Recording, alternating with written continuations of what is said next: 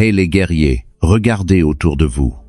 Le monde moderne a engendré une nouvelle forme d'esclavage, l'esclavage mental. Les gens scrollent indéfiniment, passant d'une pensée à l'autre, incapables de se concentrer ne serait-ce que 5 minutes, sans que leur esprit ne tremble en quête de stimulation. Leur attention est divisée, leur énergie éparpillée, et leurs pensées sont contrôlées par ce que tout le monde dit. Vous pouvez le voir dans leurs yeux, un brouillard, une matité, un chaos silencieux. Ils ne pensent pas, ils réagissent simplement. Et c'est ainsi, mon ami, que le pouvoir se perd. Votre esprit n'est pas faible parce que vous êtes paresseux. Il est faible parce qu'il est saturé de bruit. Le bruit des opinions, le bruit des commérages, le bruit des notifications incessantes qui exigent votre attention toutes les 5 secondes. Vous n'êtes pas fatigué, vous êtes surchargé. Vous n'êtes pas démotivé, vous êtes déconcentré. Et dans cette confusion, votre potentiel saigne silencieusement jusqu'à disparaître. Machiavel l'avait compris il y a des siècles. Il a observé que l'homme le plus dangereux n'est ni le plus fort ni le plus riche, mais celui qui pense clairement. Il disait « Le sage fait tout de suite ce que l'idiot fait à la fin ». La différence entre le sage et l'idiot réside dans la clarté, cette capacité à trancher à travers le bruit pour voir ce qui compte vraiment. Plus votre esprit s'aiguise, plus vous avez de contrôle sur votre vie, vos décisions, votre destin. Imaginez une lame. Une lame émoussée se plie, se fissure et échoue lorsqu'elle rencontre une résistance. Mais une lame affûtée tranche tout avec précision et grâce. Votre esprit est cette lame. Chaque distraction l'émousse, chaque acte de concentration l'aiguise. La question est, jusqu'à quel point pouvez-vous la rendre tranchante? Aujourd'hui, vous n'allez pas simplement apprendre à mieux penser. Vous allez apprendre à penser différemment. Comment utiliser la psychologie sombre pour durcir votre concentration, éliminer la faiblesse mentale et vous élever au-dessus du bruit ordinaire de ce monde? Vous verrez ce que Machiavel a vu, que le véritable jeu de pouvoir commence à l'intérieur de l'esprit, dans le silence, dans le contrôle, dans la pensée. À la fin de cette vidéo, vous ne comprendrez pas seulement comment vous concentrer.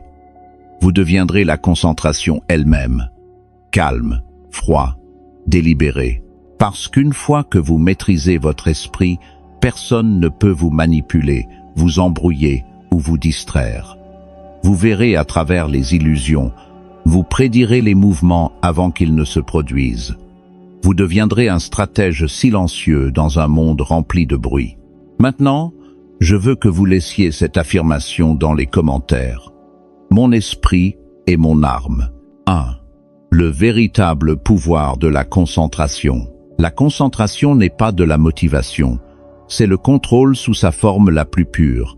L'esprit ordinaire dérive d'une impulsion à une autre, réagissant, scrollant, chassant une stimulation qu'il ne comprend même pas. L'attention devient fragmentée, fragile, facile à manipuler. Mais un esprit discipliné ne bouge pas avec le bruit. Il bouge avec intention.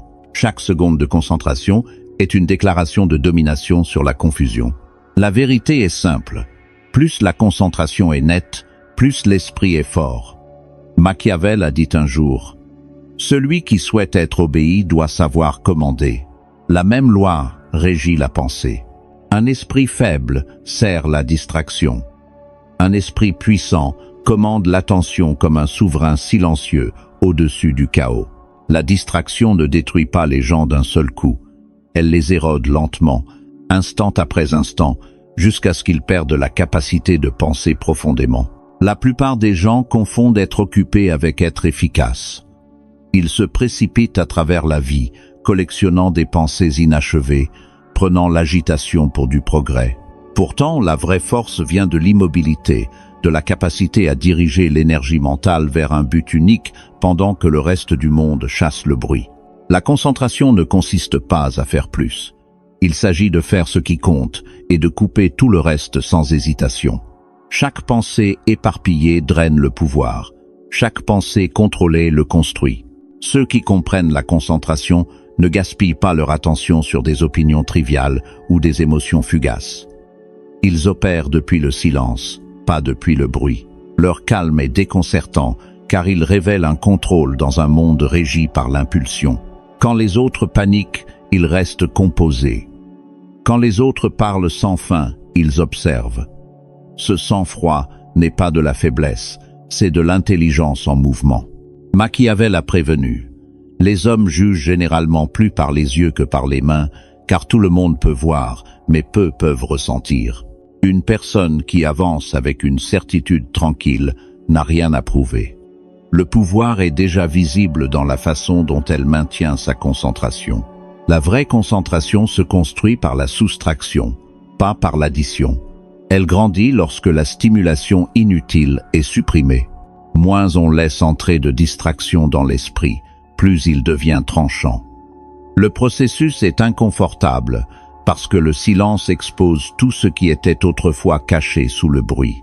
Mais la clarté naît dans ce silence, et avec la clarté viennent la précision, la patience et le contrôle. La plupart des esprits sont comme des fenêtres ouvertes. Tout y entre, mais l'esprit qui apprend à fermer ses portes au non-sens devient inébranlable. La concentration transforme la perception. Lorsque la concentration s'approfondit, les décisions deviennent plus rapides et plus nettes. Le chaos émotionnel perd son influence. L'attention ne plie plus sous la pression. Elle ne bouge que lorsqu'elle est choisie. C'est la marque d'un esprit puissant, une conscience délibérée. Une telle présence est rare et magnétique. Les gens la remarquent. Ils la respectent même s'ils ne peuvent expliquer pourquoi. Parce que dans un monde accro à la réaction, une concentration calme ressemble à de l'autorité. Machiavel croyait que la clarté crée le commandement. L'esprit qui sait exactement ce qu'il veut ne rivalise pas. Il dirige. Une conscience focalisée façonne l'environnement, influence les autres et construit un respect silencieux, sans rien exiger. C'est un contrôle invisible, le genre qui ne crie pas, mais qui change tout autour de lui par une précision tranquille. Un esprit clair n'est pas bruyant, mais il est toujours ressenti. Laissez cette affirmation dans les commentaires. Le calme et le contrôle. 2. La pensée soustractive. Retirer avant d'ajouter. L'esprit moderne vénère l'addition. Les gens essayent d'apprendre plus, de lire plus, de collecter plus d'informations, de poursuivre plus d'objectifs et de consommer plus de contenu, croyant que cela les rendra plus sages. Pourtant, l'esprit s'aiguise non par l'accumulation, mais par l'élimination. La clarté ne se trouve pas dans ce qui est gagné, mais dans ce qui est retiré. Machiavel a dit un jour, « Le sage fait tout de suite ce que l'idiot fait à la fin. » L'idiot continue d'ajouter des couches de complexité jusqu'à ce que son esprit s'effondre sous le poids. Le sage dégage le superflu, révélant la structure de la vérité en dessous. Le secret de la force mentale n'est pas d'apprendre plus, mais de retirer ce qui affaiblit la compréhension. La plupart de la confusion est auto-infligée. L'esprit se remplit de bruit déguisé en connaissances, d'opinions, de tendances, de commérages, de conseils inutiles, de notifications sans fin et du résidu émotionnel du chaos des autres. Chaque parcelle de cela vole de l'énergie mentale. Le penseur affûté sait que chaque distraction tolérée devient une petite capitulation. La pensée soustractive est la discipline de couper avant de créer, de dégager avant de construire. Elle exige de la précision, supprimer les fausses idées, se détacher des influences insignifiantes et dépouiller l'inutile jusqu'à ce qu'il ne reste que ce qui compte. Ce processus semble inconfortable parce que l'esprit humain craint le vide. Pourtant, ce vide est là où naît la véritable perspicacité. Imaginez l'esprit comme une lame couverte de poussière. Chaque fragment de bruit émousse son tranchant. La seule façon de restaurer le tranchant est de dégager ce qui n'a pas sa place. C'est pourquoi les penseurs puissants valorisent la solitude. Ce n'est pas de l'isolement, mais un nettoyage mental. Dans l'immobilité, les illusions s'estompent. Ce qui reste est la pensée brute, non filtrée, forte et directe. La pensée soustractive n'est pas passive, elle est impitoyable. Elle tranche à travers le sentimentalisme, l'ego et l'attachement. Elle questionne tout jusqu'à ce que la clarté émerge. La plupart des gens ne peuvent pas faire cela, car cela signifie affronter la réalité de leur propre encombrement mental. Pourtant, la sagesse de Machiavel était bâtie sur l'observation, pas sur le confort. Il a vu que la vérité est souvent cachée sous des couches d'auto-illusion. Le processus de retrait commence par la conscience. Conversations inutiles, enchevêtrements émotionnels, comparaisons superflues. Chacun doit être reconnu et rejeté. Cette forme de discipline mentale est rare, car elle exige la force de s'éloigner du bruit que les autres désirent ardemment. La société glorifie l'addition parce qu'elle donne l'impression d'être productif. Mais le vrai progrès se produit lorsque le superflu est dépouillé. La pensée soustractive est comme dissiper la buée d'un miroir. Soudain, tout devient visible. Lorsque l'excès disparaît, la pensée se meut avec précision. Les décisions sont prises sans confusion. Le temps n'est plus gaspillé sur des détails non pertinents. Ceux qui maîtrisent cette approche paraissent mystérieux. Ils parlent moins, mais disent plus. Ils agissent de manière sélective, pas constante. Les gens confondent leur retenue avec de la froideur, sans réaliser que c'est de la clarté. Machiavel comprenait la retenue comme une forme de contrôle, sachant quand ne pas bouger, quand ne pas parler, quand ne pas agir. Il a écrit un jour: « On ne peut éviter la guerre, on ne peut que la reporter à l'avantage d'autrui. » Traduit en pensée, cela signifie que le chaos ne peut être évité en le fuyant. Il doit être géré en retirant ce qui l'alimente. Lorsque l'esprit est dépouillé de son désordre, le chaos extérieur perd son influence. La pensée soustractive transforme l'intelligence en précision. Moins les distractions sont permises, plus la perception devient tranchante.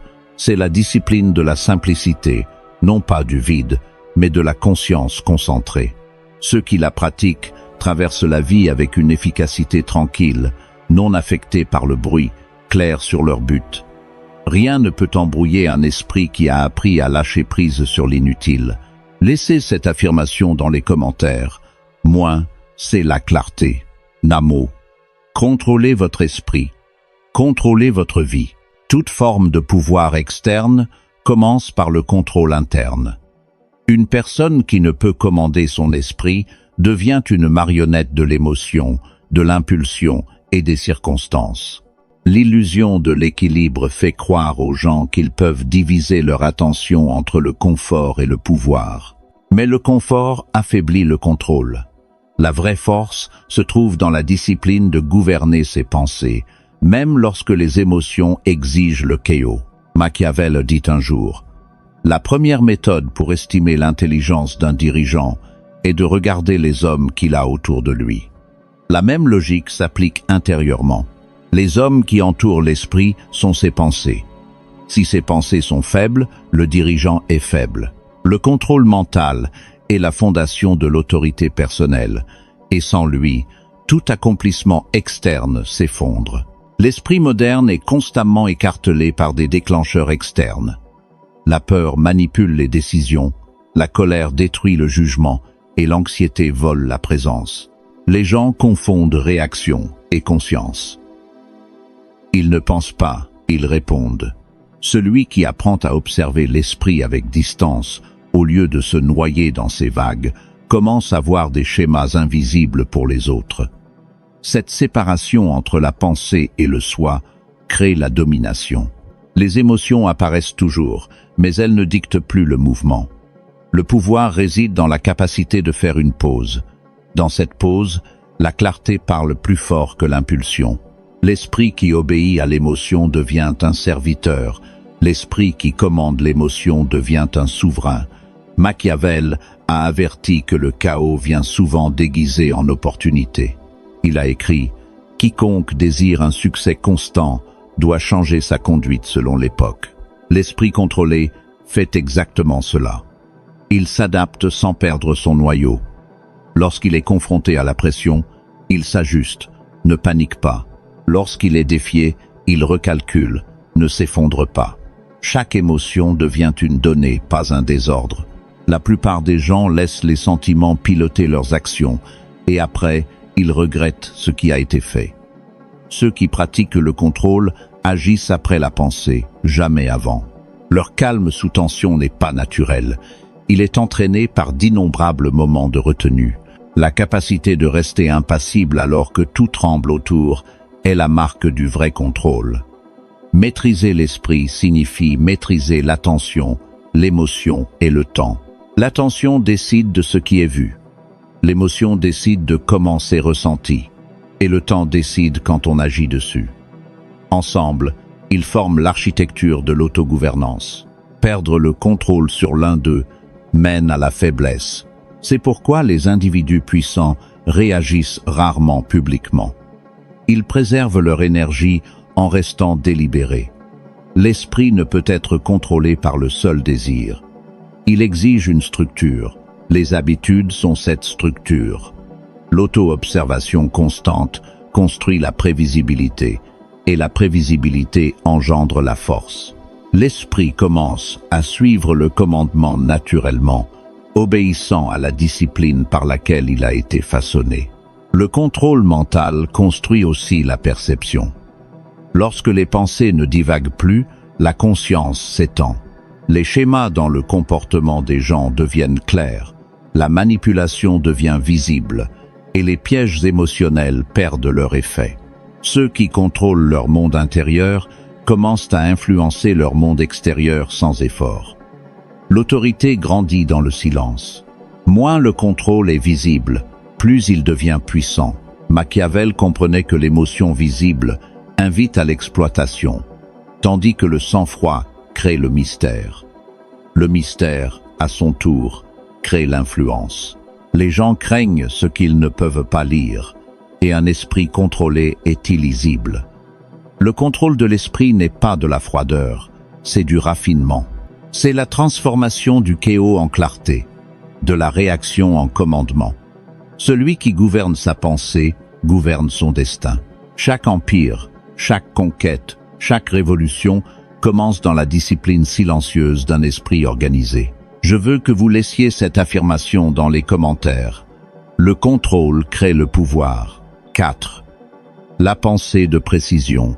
La pensée de précision est la différence entre le mouvement et l'impact. La plupart des gens éparpillent leur énergie dans 100 directions, atteignant des fragments de résultats et appelant cela du progrès. L'esprit plus affûté fait l'inverse. Il identifie un objectif clair et canalise chaque once de concentration vers lui jusqu'à ce que le résultat se plie à sa volonté. Machiavel a écrit un jour « Il vaut mieux agir et se repentir que de ne pas agir et regretter. » La précision n'est pas l'hésitation.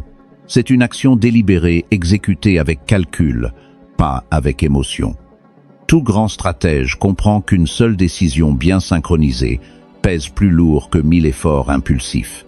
Le pouvoir de la pensée ne réside pas dans la vitesse, mais dans l'exactitude. Un esprit sans précision est comme une lame sans tranchant, plein de potentiel, mais incapable de couper à travers la résistance.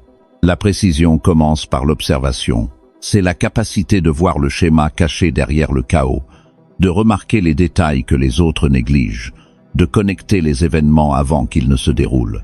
Les gens qui pensent de manière lâche dépendent de la chance. Ceux qui pensent avec exactitude créent les résultats. La psychologie machiavélique enseigne que le contrôle s'obtient non par la force, mais par la compréhension. Lorsque l'esprit peut disséquer les motifs, anticiper les mouvements et mesurer le timing, il ne rivalise plus. Il domine silencieusement. L'essence de la précision est l'économie. Dire moins, bouger moins, décider moins, mais faire chaque chose avec une exécution sans faille. Les esprits moyens sont accros à l'activité. Les esprits supérieurs sont accros aux résultats. Le penseur entraîné à la précision opère comme un chirurgien. Une incision nette, aucun mouvement gaspillé. Cette discipline exige de la patience, car agir au mauvais moment détruit l'avantage. Les impatients chassent les opportunités, les précis les créent. Machiavel croyait que le dirigeant sage s'adapte avec l'époque, mais ne perd jamais sa direction. La même règle gouverne la pensée. Le penseur précis s'adapte aux nouvelles informations sans abandonner la clarté. L'adaptation sans perte de but est ce qui sépare la maîtrise de la confusion. La précision nécessite une distance par rapport à l'émotion. Lorsque la pensée s'enchevêtre avec des sentiments personnels, le jugement s'obscurcit. L'observateur calme, détaché de l'excitation ou de la peur, voit ce que les autres manquent. Ce détachement n'est pas de l'indifférence mais de la stratégie. Il transforme l'incertitude en contrôle.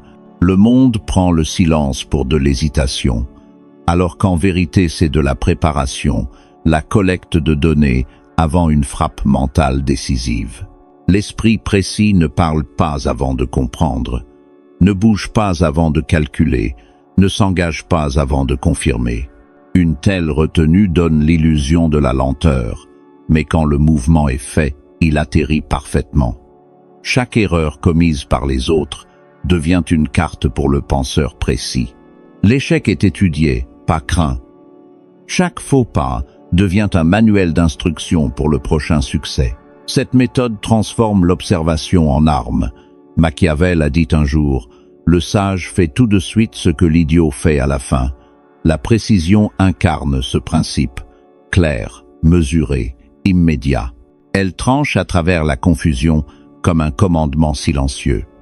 Alors que les autres se noient dans les options, le penseur précis ne voit que la cible. La pensée de précision construit aussi une autorité tranquille. Les gens font confiance à la présence de ceux qui ne se précipitent jamais, qui agissent avec but et confiance. Cette concentration calme exerce un pouvoir invisible. Elle signale la maîtrise. Rien ne capture l'attention comme l'esprit qui ne bouge que lorsque c'est nécessaire, et jamais deux fois au même endroit. La précision rend les mots rares mais lourds, les actions peu nombreuses mais finales. Une telle pensée ne peut être manipulée, car elle voit le schéma entier avant que les autres ne reconnaissent le jeu. Dans un monde distrait, la précision est l'intelligence ultime, non bruyante, non réactive, mais exacte. Laissez cette affirmation dans les commentaires. La précision est le pouvoir. 5. L'immunité émotionnelle. Restez inébranlable. L'immunité émotionnelle est l'armure silencieuse des esprits puissants. La plupart des gens s'effondrent sous le poids de leurs propres sentiments, laissant chaque mot, rejet ou déception dicter leur état mental. Ils deviennent faciles à prédire, faciles à provoquer et faciles à contrôler. Au moment où l'émotion prend le commandement, le jugement disparaît. Machiavel a dit un jour, « Celui qui trompe trouvera toujours ceux qui se laissent tromper. » Les gens émotionnellement réactifs sont ceux qui permettent la tromperie, car ils agissent par impulsion plutôt que par intelligence. L'immunité émotionnelle n'est pas l'absence de sentiments, mais la capacité de rester stable alors que les sentiments brûlent sous la surface. C'est le sang-froid sous la pression interne, le silence au milieu de la provocation et le calme dans des moments qui détruiraient des esprits ordinaires. Une personne sans contrôle émotionnel est comme une maison sans mur. Chaque vent qui passe entre et réarrange ce qu'il veut. L'esprit discipliné construit des murs invisibles, non pour bloquer l'émotion mais pour la contenir. La colère, l'envie, la peur et le doute ne sont pas des ennemis, ce sont des signaux. Ils révèlent des points faibles qui doivent être renforcés. L'immunité émotionnelle commence par la conscience. Reconnaître l'émotion sans s'y soumettre. Cette conscience transforme la réaction en compréhension. Celui qui ressent la colère mais n'agit pas dessus gagne une connaissance des dynamiques de pouvoir. Celui qui sent la peur mais bouge avec logique gagne la maîtrise sur l'instinct. Chaque fois que l'émotion monte et que le self-control tient bon, la stabilité intérieure se renforce. Machiavel croyait que les dirigeants devaient paraître compatissants, mais rester rationnels sous le masque. Il a écrit « Un prince ne manque jamais de raisons légitimes pour rompre sa promesse.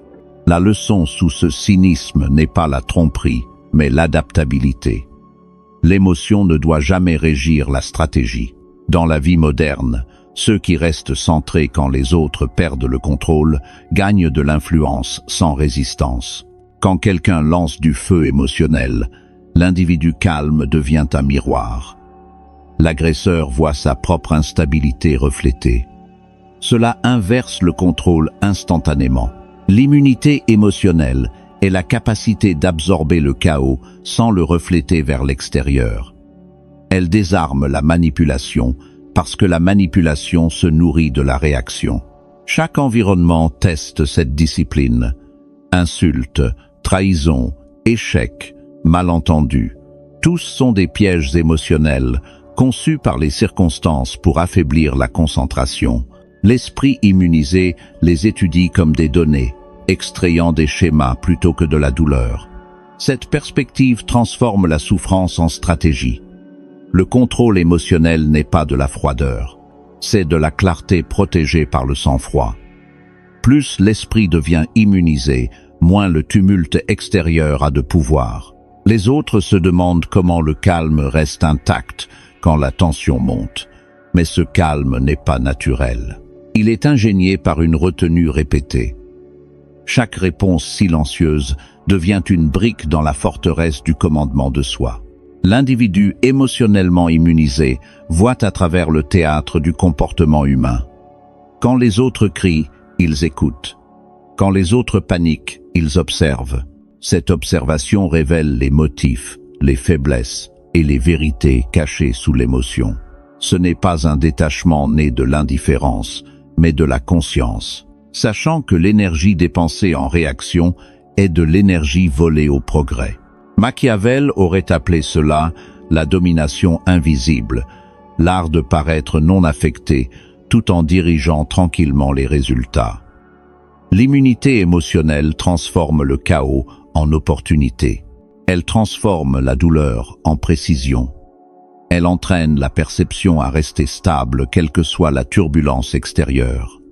Une telle stabilité crée le mystère, et le mystère crée le respect. Ceux qui ne peuvent être ébranlés deviennent intouchables. Le monde se plie à ceux qui ne se plient pas à lui. Maintenant, je veux que vous laissiez cette affirmation dans les commentaires. Le calme ne perd jamais. Le tranchant construit le respect. Le tranchant est un langage que le monde comprend sans mots. À une époque de bruit et d'arrogance, l'individu qui se meut avec précision, retenue et sang-froid devient impossible à ignorer. Les gens confondent respect et popularité, mais le vrai respect vient de l'autorité silencieuse, l'aura de contrôle qui fait sentir aux autres la discipline avant qu'aucun mot ne soit prononcé. Machiavel a dit un jour « Il vaut mieux être craint qu'aimé si l'on ne peut être les deux ». Dans le monde d'aujourd'hui, cette peur n'est pas physique, elle est psychologique. C'est l'inconfort silencieux que les autres ressentent en présence de quelqu'un qui ne peut être influencé, persuadé ou provoqué. Le tranchant irradie le pouvoir sans agression. Il communique par le comportement, pas par la parole. L'esprit tranchant ne chasse pas la validation. Il crée son propre standard, et cette frontière autodéfinie force les autres à s'élever ou à battre en retraite. Chaque action est intentionnelle, chaque réponse calculée, chaque silence délibéré.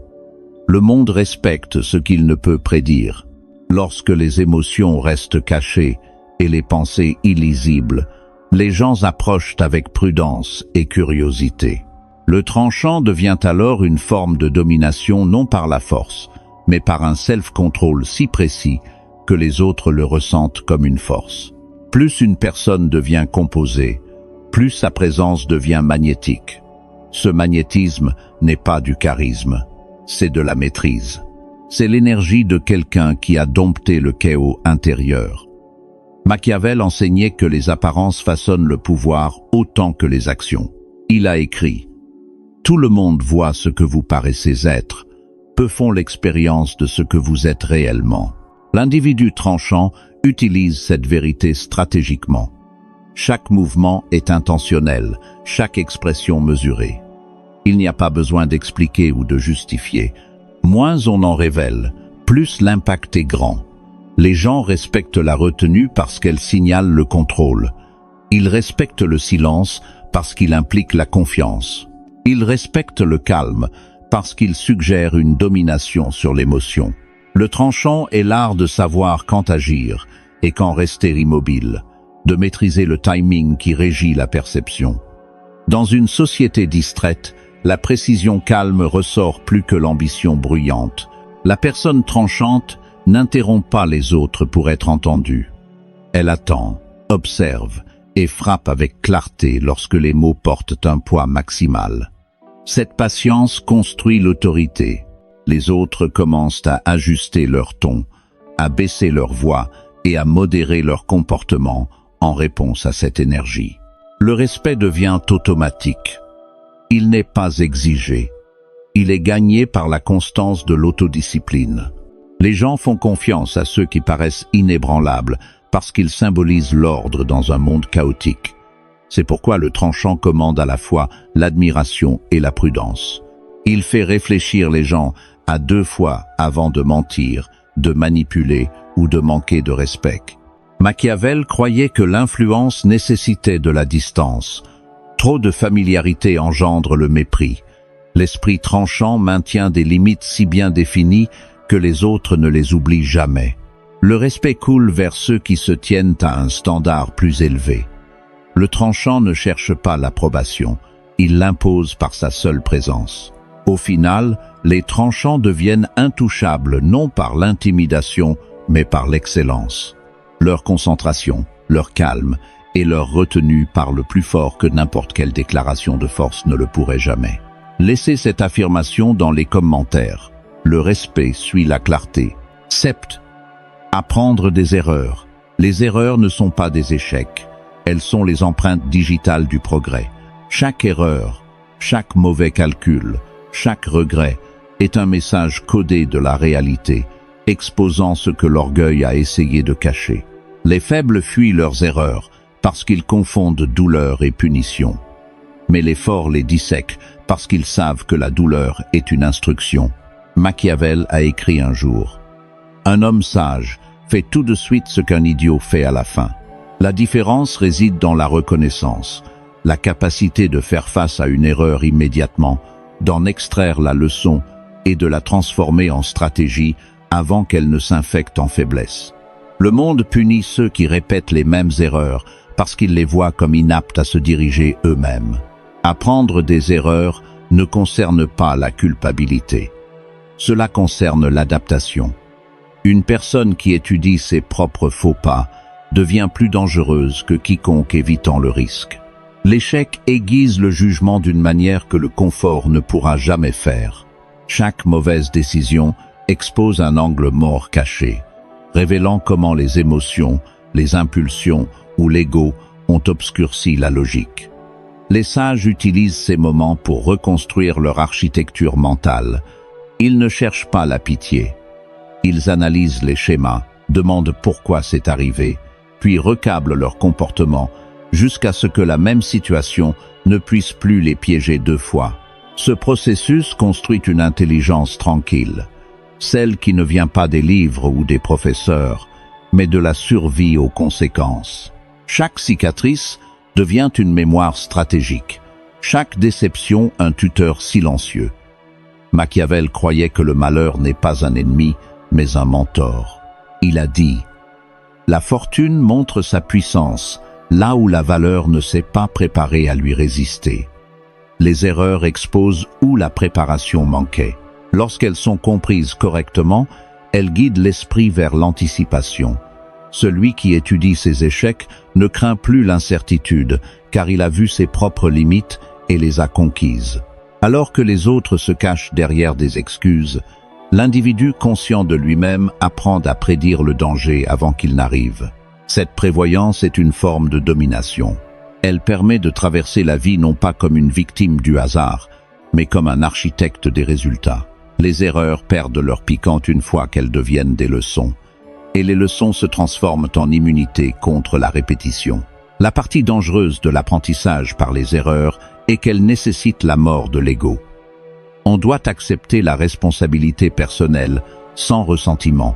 La plupart des gens préfèrent blâmer les circonstances, parce que la responsabilité exige une reconstruction interne. Mais la sagesse machiavélique enseigne que le pouvoir ne grandit que là où l'illusion meurt. Le dirigeant qui ne peut admettre une faute perd sa crédibilité.